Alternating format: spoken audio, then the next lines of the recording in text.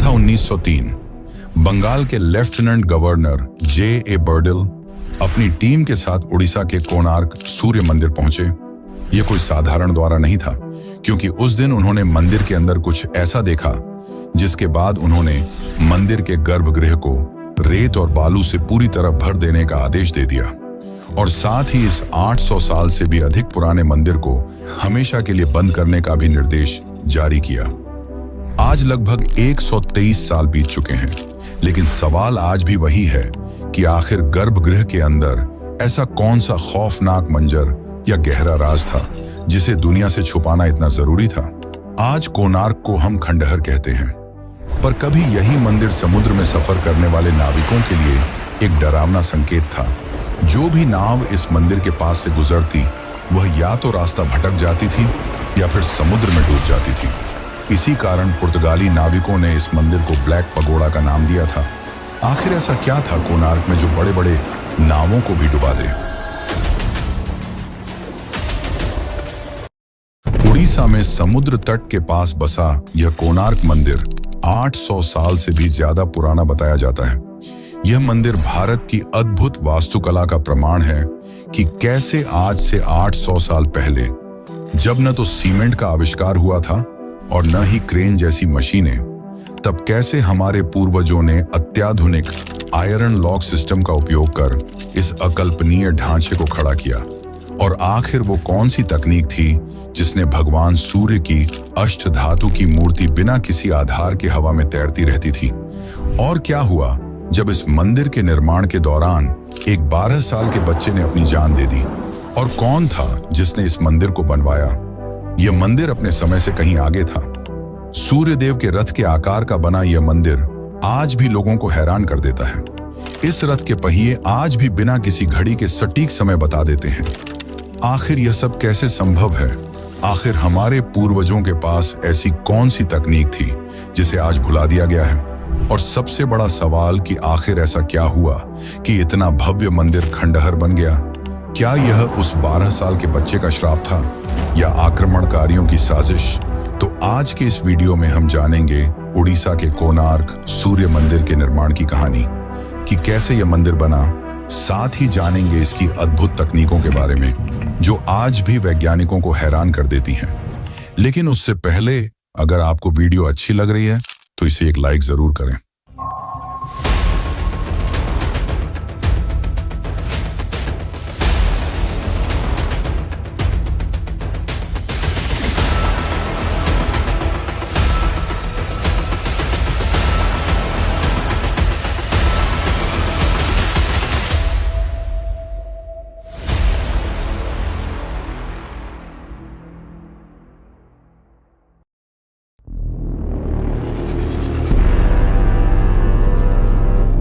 कोणार्क की भव्यता को समझने के लिए हमें इतिहास के पन्नों से भी पीछे द्वापर युग के उस कालखंड में जाना होगा जहां इस मंदिर की नींव एक राजा की महत्वाकांक्षा से नहीं बल्कि एक पुत्र के पश्चाताप से पड़ी थी। यह कहानी है भगवान श्री कृष्ण और जाम्बवती के पुत्र सांब की, जो अपनी अकल्पनीय सुंदरता और आकर्षक व्यक्तित्व के लिए पूरे आर्यावर्त में प्रसिद्ध थे। लेकिन यही सुंदरता उनके अहंकार का कारण बन गई और वे अक्सर ऋषियों और बड़ों का उपहास उड़ाया करते थे। पौराणिक ग्रंथों, विशेषकर साम पुराण और भविष्य पुराण के अनुसार देवर्षि नारद साम के इस व्यवहार से क्षुब्ध थे और उन्होंने उन्हें सबक सिखाने की एक योजना बनाई। नारद ने साम को बहलाकर उस सरोवर के पास भेज दिया जहां उनकी सौतेली माताएं यानी कि श्री कृष्ण की अन्य रानियां स्नान कर रही थीं। जब भगवान श्री कृष्ण ने अपने पुत्र को वहां देखा तो वे क्रोध से भर गए। उन्होंने इसे एक अक्षम्य अपराध माना और सांब को कुष्ठ रोग का भीषण श्राप दे दिया। क्षण भर में ही सांब का वो कंचन जैसा शरीर विकृत हो गया, अंग सुन्न पड़ने लगे और पूरा शरीर कष्टदायक फोड़ों से भर गया। अत्यधिक पीड़ा और ग्लानि में डूबे सांब जब अपने पिता के चरणों में गिरे और अपनी निर्दोषता की गुहार लगाई, तब श्री कृष्ण को नारद की युक्ति का पता चला। चूंकि श्राप वापस नहीं लिया जा सकता था, इसलिए उन्होंने सांब को सूर्य देव की शरण में जाने की सलाह दी, क्योंकि केवल सूर्य ही आरोग्यता के देवता और समस्त त्वचा रोगों के निवारक माने जाते हैं। महर्षि कटक के मार्गदर्शन में साम ने ओडिशा के समुद्र तट पर स्थित मित्रवन को अपनी तपस्थली चुना, जहां चंद्रभागा नदी का पवित्र संगम समुद्र से होता था। यहां शुरू हुआ साम का 12 वर्षों का वो कठिन संघर्ष, जिसने उनके अस्तित्व को बदल कर रख दिया। अन्न जल का त्याग कर भीषण गर्मी और तूफानों के बीच साम ने शाकद्वीपी विधि से सूर्य की कठोर आराधना की। उनकी तपस्या की तीव्रता इतनी अधिक थी कि अंततः सूर्य देव स्वयं प्रकट हुए और उन्हें रोग मुक्त होने का वरदान दिया। वरदान प्राप्त होते ही जैसे ही साम ने चंद्रभागा के पवित्र जल में स्नान किया, उनका शरीर पुनः पहले जैसा कांतिवान और स्वस्थ हो गया। कृतज्ञता के भाव से भरकर साम ने उसी स्थान पर सूर्य देव का एक भव्य मंदिर बनवाने का संकल्प लिया। लोक कथाओं के अनुसार स्नान के दौरान साम को नदी की धारा में सूर्य देव की एक अद्भुत मूर्ति मिली। उन्होंने इसी मूर्ति को वहां स्थापित किया, जिसे आज हम कोणार्क के नाम से जानते हैं, जहां कोण का अर्थ है दिशा या कोना और अर्क का अर्थ है सूर्य। इस प्रकार कोणार्क मात्र एक स्थापत्य नहीं, बल्कि साम की भक्ति और सूर्य की उपचारात्मक शक्ति का एक जीवित प्रमाण बन गया। यही कारण है कि आज भी माघ शुक्ल सप्तमी या साम दशमी के दिन हजारों श्रद्धालु चंद्रभागा में डुबकी लगाकर उस प्राचीन परंपरा को जीवित रखते हैं। लेकिन यह कहानी हमें हमारे धर्म ग्रंथों में मिलती है, पर इतिहास में इसका निर्माण गंग वंश से जोड़ा जाता है। यह वही वंश है जिसने जगन्नाथ मंदिर का भी निर्माण किया था। तो चलिए अब जानते हैं कोणार्क सूर्य मंदिर का असली इतिहास और असली रहस्य।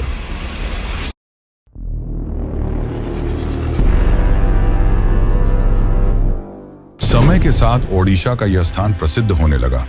2री शताब्दी ईस्वी में ग्रीक भूगोलवेत्ता क्लॉडियस टॉलेमी यहां आए थे और उन्होंने इस स्थान को कन्नागरा के नाम से एक प्रसिद्ध बंदरगाह बताया। उनके बाद 7वीं शताब्दी ईस्वी में चीनी यात्री हुएन त्सांग यहां आए और उन्होंने यहां कई भव्य और ऊंची इमारतों का वर्णन किया, जहां विभिन्न धर्मों के लोग रहते थे। लेकिन इसका असली इतिहास तो 13वीं शताब्दी में शुरू होता है। 13वीं शताब्दी आते आते यह क्षेत्र समुद्री व्यापार, बंदरगाह गतिविधियों और सीमा संघर्षों सबका केंद्र बन चुका था और इस समय गंगवंश यहां शासन कर रहा था।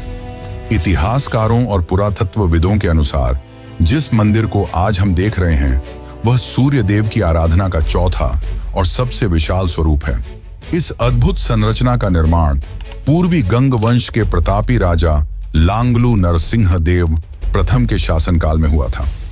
ऐतिहासिक दस्तावेजों, खासकर केंडू ताम्रपत्र शिलालेख के अनुसार इस मंदिर का निर्माण कार्य 1238 ईस्वी से 1264 ईस्वी के बीच संपन्न हुआ था। लेकिन इस महापरियोजना के पीछे एक अत्यंत भावनात्मक और धार्मिक प्रेरणा जुड़ी थी, और वो प्रेरणा थी राजमाता कस्तूरी देवी की एक प्रसिद्ध ऐतिहासिक प्रसंग के अनुसार। राजमाता ने अपने पुत्र नरसिंह देव को याद दिलाया था कि उनके पूर्वजों ने जिस तरह पुरी में भगवान जगन्नाथ का विश्व प्रसिद्ध मंदिर बनवाया, जो आज भी करोड़ों लोगों की आस्था का केंद्र है, उन्होंने आग्रह किया कि सूर्य देव, जिनके बिना पृथ्वी पर जीवन संभव नहीं है, उनके सम्मान में एक ऐसा अद्वितीय मंदिर बनाया जाए जो जगन्नाथ मंदिर की भव्यता को टक्कर दे सके और गंग वंश की शक्ति को पूरी दुनिया के सामने प्रदर्शित करे। माता के इसी संकल्प को पूरा करने के लिए राजा ने अपने राज्य के खजाने का एक बड़ा हिस्सा और 12 वर्षों का राजस्व इस मंदिर के निर्माण में लगा दिया।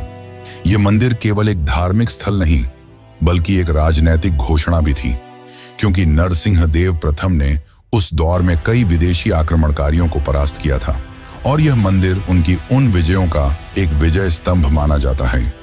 इतिहास के गलियारों में इस मंदिर की भव्यता का जिक्र सम्राट अकबर के दरबारी इतिहासकार अबुल फजल ने अपनी प्रसिद्ध पुस्तक आईने ए अकबरी में भी किया है। 1580 ईस्वी में जब अबुल फजल ने ओडिशा का दौरा किया, तो वे इस मंदिर को देखकर दंग रह गए थे। उन्होंने लिखा था कि इस मंदिर की सुंदरता और इसके निर्माण की लागत का अंदाजा लगाना भी मुश्किल है। उनके विवरण से यह भी स्पष्ट होता है कि 16वीं शताब्दी के अंत तक यह मंदिर सुरक्षित और पूजा अर्चना के लिए सक्रिय था। पुरातत्वविदों का मानना है कि मंदिर की नींव रखने के लिए समुद्र के पास की भूमि को विशेष रूप से तैयार किया गया था और चंद्रभागा नदी का मार्ग इस मंदिर के धार्मिक और वैज्ञानिक महत्व को ध्यान में रखकर चुना गया था। लेकिन इस मंदिर का निर्माण इतना भी आसान नहीं था। 12 वर्षों का लंबा समय, 1200 से ज्यादा कारीगर और एक 12 साल के मासूम बच्चे की आहुति, इस मंदिर को इसने सदैव के लिए अमर तो बना दिया, लेकिन एक श्राप के साथ। तो चलिए अब जानते हैं मंदिर के निर्माण की कहानी।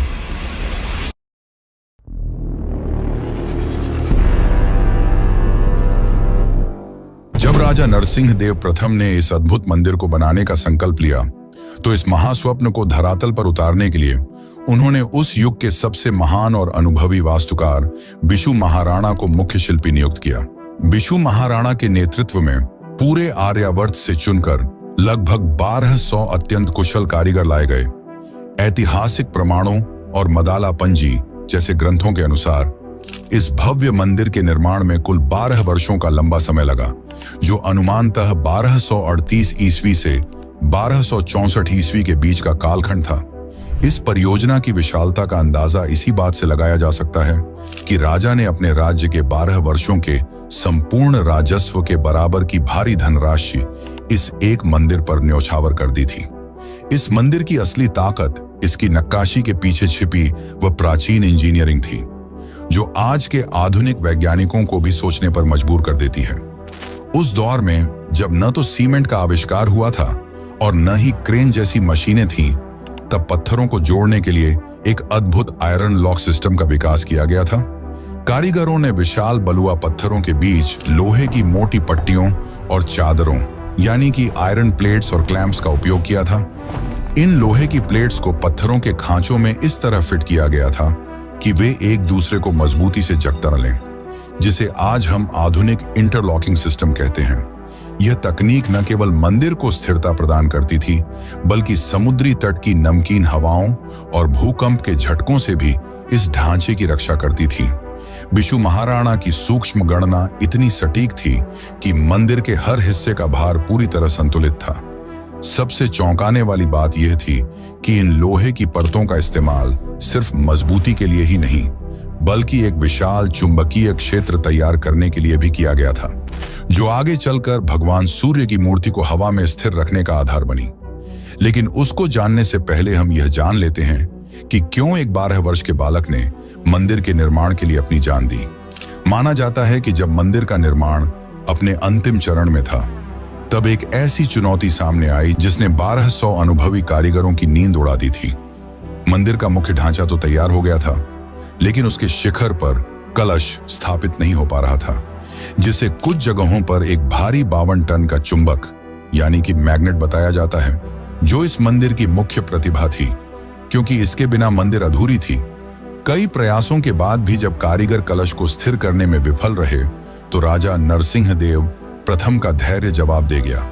उन्होंने मुख्य वास्तुकार बिशु महाराणा और उनकी टीम को यह कठोर चेतावनी दी कि यदि अगले दिन सूर्योदय से पहले शिखर पर कलश स्थापित नहीं हुआ, तो सभी 1200 कारीगरों का सिर कलम कर दिया जाएगा। निर्माण स्थल पर मौत का सन्नाटा पसर गया था, क्योंकि सदियों पुरानी इंजीनियरिंग की समझ उस एक बिंदु पर आकर हार मान चुकी थी। ठीक उसी समय बिशु महाराणा का 12 वर्षीय पुत्र धर्मपद, जिसे धर्मपद भी कहा जाता है, वहां पहुंचा, जिसने जन्म के बाद से अपने पिता का चेहरा कभी नहीं देखा था। बालक धर्मपद अपनी मां से अनुमति लेकर अपने पिता से मिलने आया था, लेकिन वहां का माहौल देखकर वह दंग रह गया। जब उसे पता चला कि उसके पिता और 1200 कारीगरों की जान खतरे में है, तो उसने अपनी असाधारण मेधा और इंजीनियरिंग सूझबूझ का परिचय दिया। धर्मपद को पता था कि मंदिर के चुंबकीय क्षेत्र में तीसरे मैग्नेट को किस तरह संतुलित किया जाता है। पिता की अनुमति लेकर वह नन्हा बालक अंधेरी रात में मंदिर के विशाल शिखर पर चढ़ा और कुछ ही घंटों में उसने कलश को पूरी निपुणता के साथ स्थापित कर दिया। वो कार्य जिसे दिग्गज शिल्पकार 12 वर्षों में भी नहीं कर पाए थे।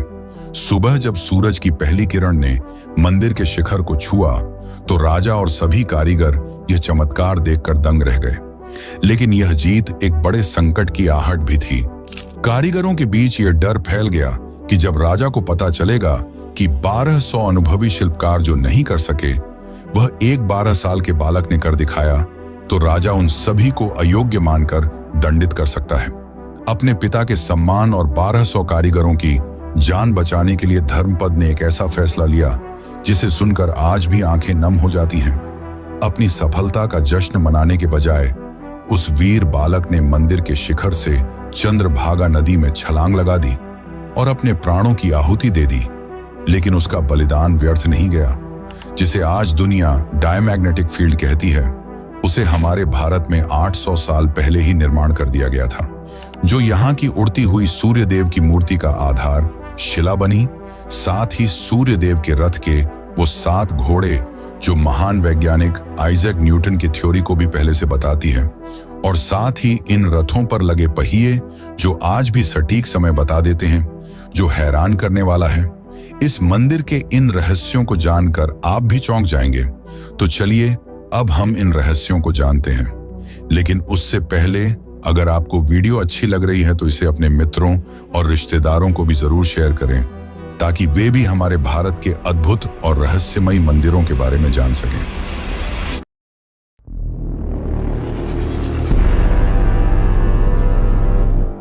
कोणार्क का यह मंदिर केवल पत्थरों का एक विशाल ढांचा नहीं है, बल्कि यह सनातन धर्म के वेदों में वर्णित सूर्य देव की उस कल्पना का भौतिक स्वरूप है जिसे राजा नरसिंह देव प्रथम ने कलिंग वास्तुकला शैली के शिखर पर पहुंचाया था।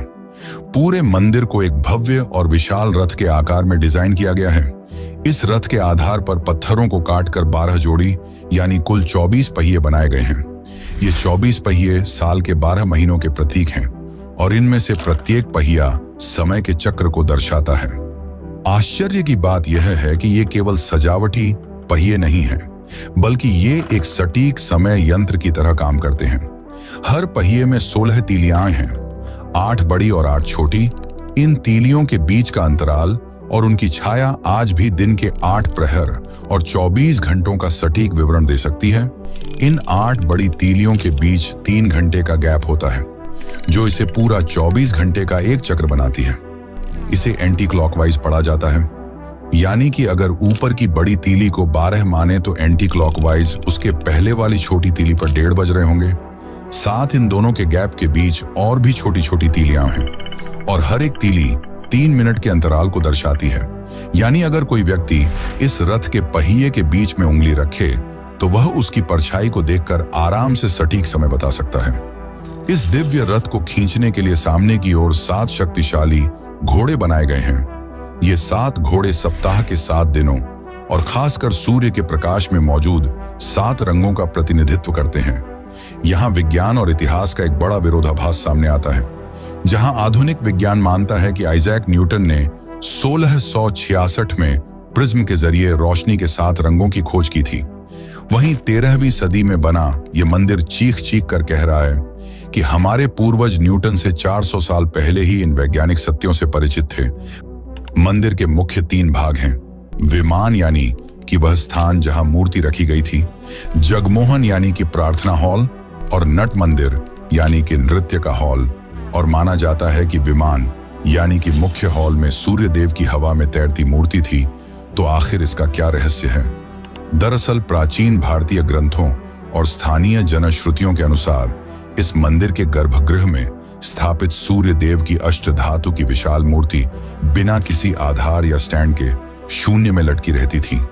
यह कोई जादू नहीं, बल्कि भौतिक विज्ञान यानी कि फिजिक्स का एक ऐसा अद्भुत चमत्कार था जिसे मैग्नेटिक लेविटेशन कहा जाता है। इस असंभव कार्य को अंजाम देने के लिए मंदिर के शिखर पर 52 टन का एक विशाल चुंबकीय पत्थर लगाया गया था। शिल्पकारों ने मंदिर के ऊपरी हिस्से में लगे उस महाचुंबक के साथ तालमेल बिठाने के लिए नीचे की परतों में लोहे की भारी चादरें और पत्थरों को जोड़ने के लिए लोहे के क्लैंप्स का इस्तेमाल किया था। इन दोनों के बीच एक शक्तिशाली खिंचाव और संतुलन तैयार हुआ, जिसे विज्ञान की भाषा में डायमैग्नेटिक फील्ड कहते हैं। मुख्य वास्तुकार बिशु महाराणा के 12 वर्षीय पुत्र धर्मपद के बारे में कहा जाता है कि वह जानता था कि 2 मैग्नेट्स से बनी इस फील्ड में किस तरह एक तीसरे मैग्नेट यानी अष्टधातु की मूर्ति को संतुलित किया जाता है। मूर्ति को मंदिर के शिखर और आधार से बिल्कुल समान दूरी पर स्थापित किया गया था, जिससे वह गुरुत्वाकर्षण को मात देकर हवा में स्थिर हो गई थी। लेकिन इस मंदिर का स्वर्ण काल ज्यादा समय तक नहीं चला। 16वीं शताब्दी में काला पहाड़ द्वारा इसे नष्ट किया गया। और ऐसा क्या था यहाँ के बंदरगाह में जो यहाँ आते ही नाव रास्ता भटक जाते थे, और क्यों अंग्रेजों ने इसे रेत में दबा दिया? जब मैं आपको इन सब की सच्चाई बताऊंगा तो आप भी चौंक जाएंगे कि आखिर ऐसा कैसे हो सकता है। तो चलिए अब इन चौंकाने वाले रहस्यों को जानते हैं जिन्हें इतिहास ने भुला दिया और दुनिया से छिपाया गया।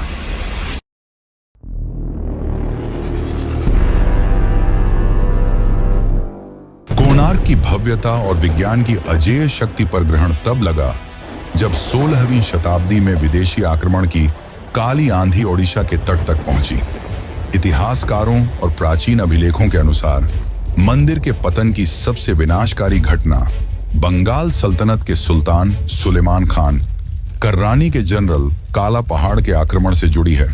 साल 1568 के आसपास काला पहाड़ ने ओडिशा के कई प्रमुख मंदिरों को निशाना बनाया, जिनमें जगन्नाथपुरी और कामाख्या देवी मंदिर के साथ साथ कोणार्क का सूर्य मंदिर भी शामिल था।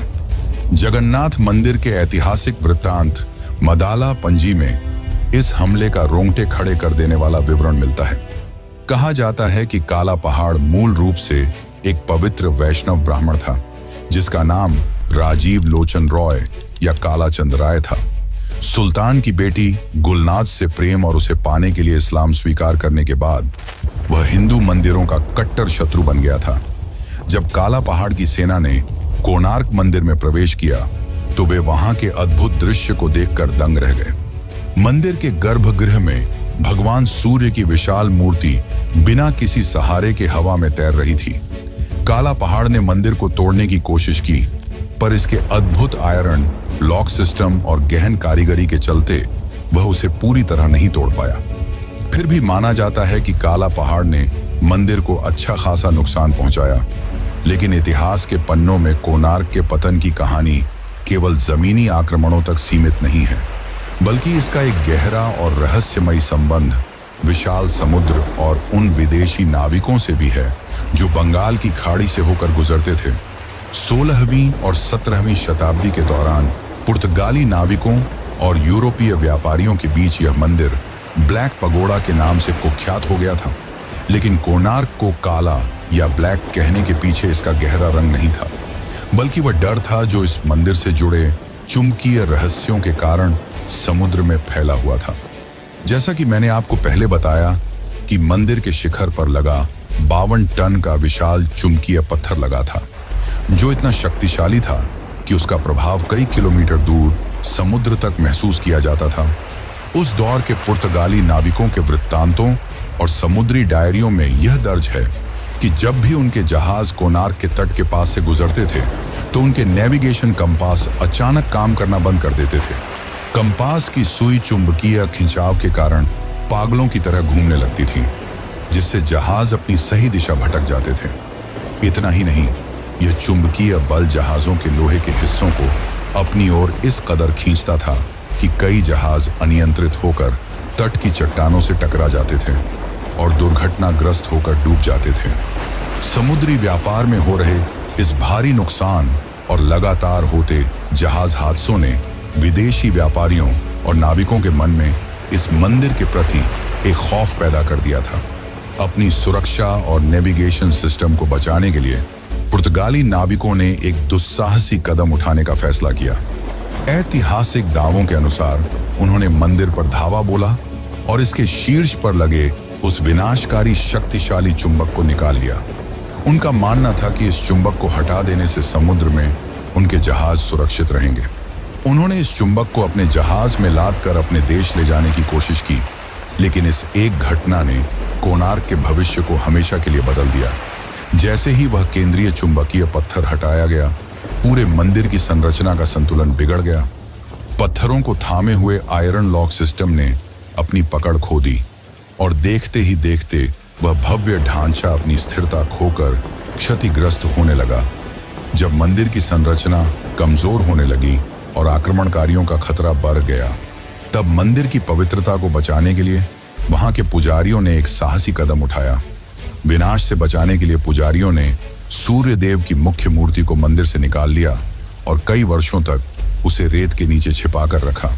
जैसे ही मंदिर से मुख्य मूर्ति हटाई गई, वहां श्रद्धालुओं और भक्तों का आना बंद हो गया, जिससे रख रखाव के अभाव में मंदिर धीरे धीरे एक वीरान खंडहर में बदल गया। कालांतर में सुरक्षा की दृष्टि से इस दिव्य मूर्ति को पुरी ले जाया गया और वहां जगन्नाथ मंदिर के प्रांगण में स्थित इंद्र मंदिर में स्थापित कर दिया गया। हालांकि आज भी यह बहस का विषय है कि क्या नई दिल्ली के राष्ट्रीय संग्रहालय में रखी सूर्य प्रतिमा ही कोणार्क की असली मुख्य मूर्ति है। 18वीं शताब्दी के अंत तक सूर्य भगवान का यह भव्य धाम एक घने जंगल में तब्दील हो गया था, जहां दिन के उजाले में भी इंसान जाने से कतराते थे, और यह उस गौरवशाली मंदिर का अंत था। पर फिर ब्रिटिश इंडिया में आए और उन्होंने इस खंडहर हो चुके कोणार्क मंदिर को खोज निकाला। पर फिर ऐसा क्या हुआ कि उन्होंने फिर से बंद करने का निश्चय लिया, और क्यों इस मंदिर को रेत और बालू से दबा दिया गया? तो चलिए अब इस रहस्य को भी जान लेते हैं।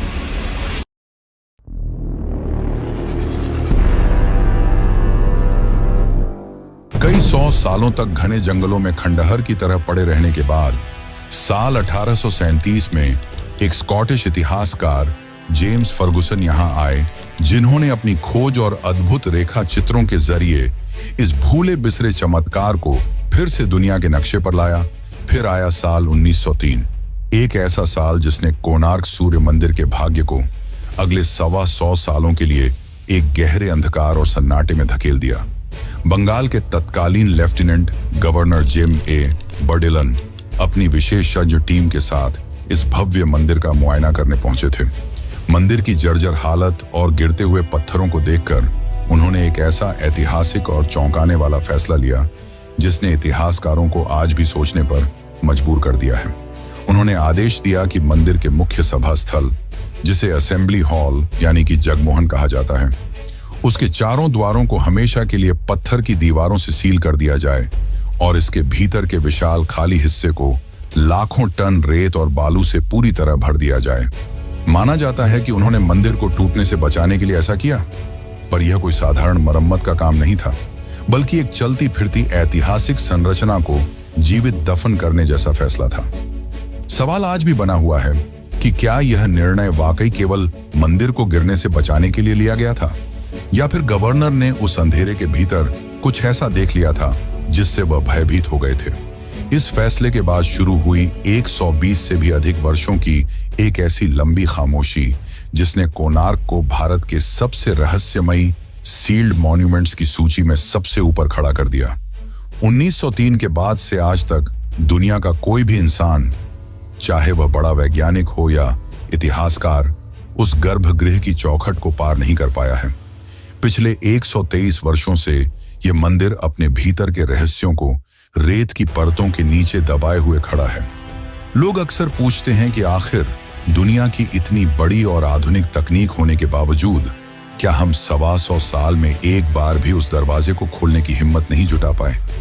क्या यह महज एक तकनीकी रुकावट है, या फिर कोई ऐसा डर जो आज भी पुरातत्वविदों को अंदर जाने से रोकता है?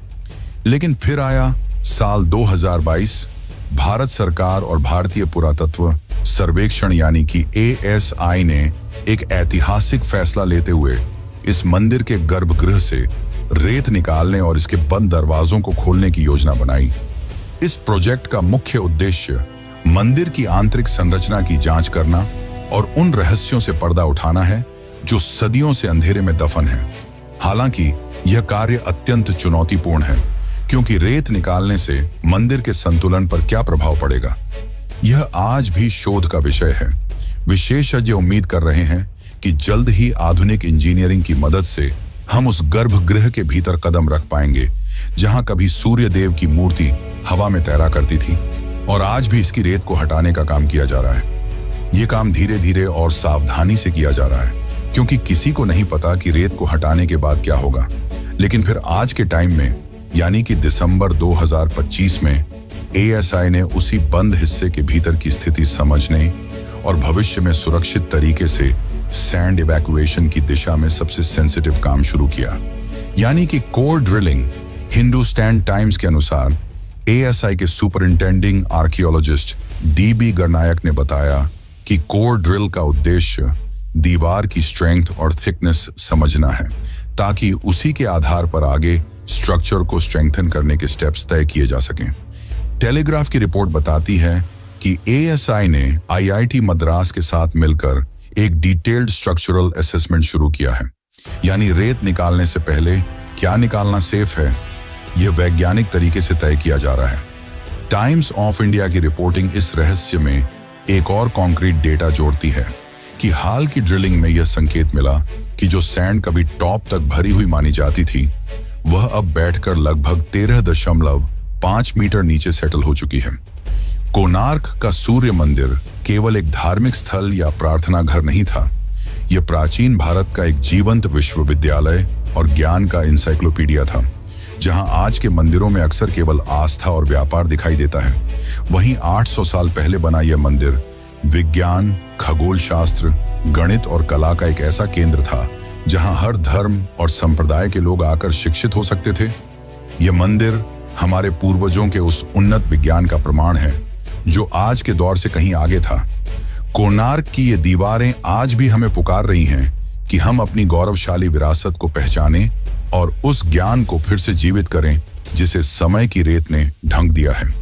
और अगर आपको इस मंदिर के रहस्यों और इतिहास ने चौंकाया है, तो ओडिशा के जगन्नाथ मंदिर का रहस्य तो आपको हिलाकर रख देगा। तो अगर आप जगन्नाथ मंदिर के बारे में भी जानना चाहते हैं, तो हमारे चैनल पर जाकर ये वीडियो जरूर देखें।